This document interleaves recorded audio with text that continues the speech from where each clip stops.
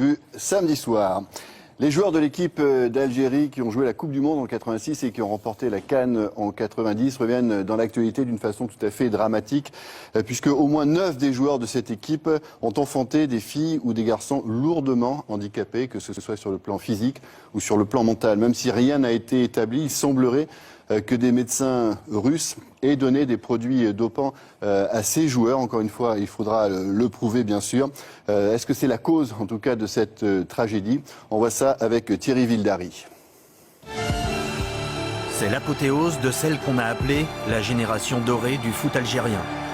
Ce 16 mars 90, emmené par son trio magique d'attaquants, Madjer, Menad, Oudjani, l'Algérie bat le Nigeria 1-0 et remporte sa première Coupe d'Afrique des Nations, la seule. La CAN 90, c'est l'heure de gloire d'un grand attaquant, Djamel Menad, le meilleur buteur. 20 ans plus tard, le voici à la pointe d'un autre combat. Elle est née avec cet handicap-là. Après les investigations, les contrôles, les examens et tout, on a trouvé que dans son cerveau, il manquait quelque chose, il manquait le corps calleux. Elle n'a pas d'équilibre. Même quand elle marche, il faut la tenir, il faut la guider. Rima, sa fille, a 18 ans et Djamel, un doute sur l'origine de son handicap. On recherche les causes qui ont fait que nos enfants sont nés handicapés, avec des malformations, avec des manques. On se demande pourquoi. Dans cette équipe de légende, Djamel n'est pas le seul frappé par ce mal. Ancien milieu de terrain, Kassi Saïd, le père de Madina, handicapée elle aussi, a été le premier à tracer une relation entre sa carrière sportive et le handicap de son enfant. Le premier cas, c'était moi, c'était ma fille Madina qui est née handicapée. Moi, je me suis dit, bon, c'est le bon Dieu qui m'a donné ça, et ben, j'assume. Puis, au fur et à mesure, on découvre, chaque jour on découvre. Mohamed Chaïb, chargé d'alimenter les attaquants en bons ballons. Lui a eu 3 filles, toutes handicapées, une décédée. En tout, il compte 9 anciens internationaux de foot touchés par le même syndrome.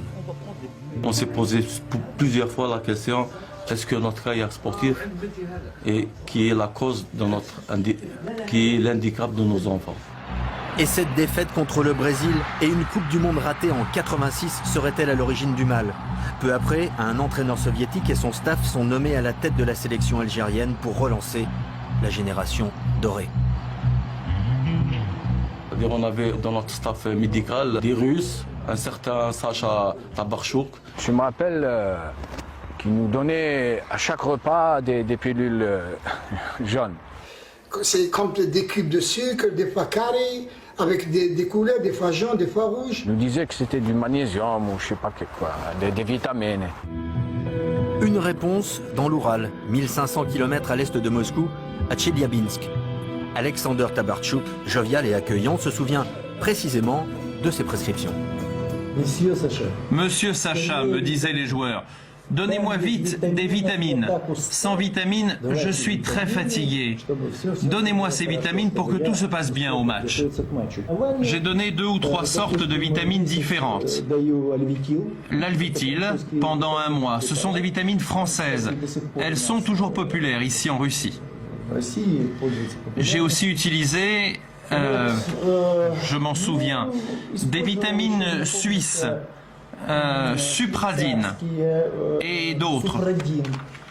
Toutes ces vitamines ont été achetées par la fédération algérienne d'après ma commande et c'est moi qui les ai distribuées aux sportifs. Mais le professeur Tabarchouk, il faut le croire sur parole, les dossiers médicaux ont disparu et à l'époque les médecins algériens étaient tenus à l'écart. Il ne va pas dire qu'à l'époque, on leur donnait des produits dopants. Ça c'est normal, c'est légitime. Mais nous, on est convaincus que c'était autre chose. Elle avait des pieds beaux. Elle avait des pieds beaux, des véritables pieds beaux. Moi, j'ai dit que c'est pas possible. J'ai jamais vu ça. Pour moi, c'était un monstre. Moi, si on me donne la Coupe du Monde et là, la santé de ma fille, je choisirais la santé de ma fille. Il n'y a pas photo. Donc si on a parlé, c'est qu'on souffre. Pour Djamel, Mohamed et Kassi, le problème touche aussi d'autres disciplines. Il compte pour l'instant 19 anciens sportifs, des athlètes, judokas, handballeurs des années 80. Un temps, disent-ils, où les médecins russes pullulaient dans le sport algérien. Donc à suivre et un terrible avertissement en tout cas à tous ceux qui voudraient tout.